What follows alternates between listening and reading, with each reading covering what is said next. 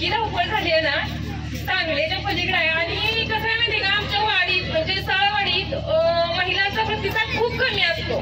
मग मला महादेव म्हटला की आपण भागातल्या महिला सगळ्या बोलवूया आणि चांगला कार्यक्रम होईल भागात, म्हणजे आपल्या पहिल्यांदाच असा चांगला कार्यक्रम होईल. म्हटलं चालतंय, आपण घेऊया. मग मी सगळ्या सीआरपींना बोलवलं. या सगळ्या सीआरपींनी महिला घेऊन इथं आल्या, त्याबद्दल मी त्यांची खूप आभारी आहे. आणि के भाऊजींनी असा जो कार्यक्रम घेतला, खूप छान झाला तो कार्यक्रम.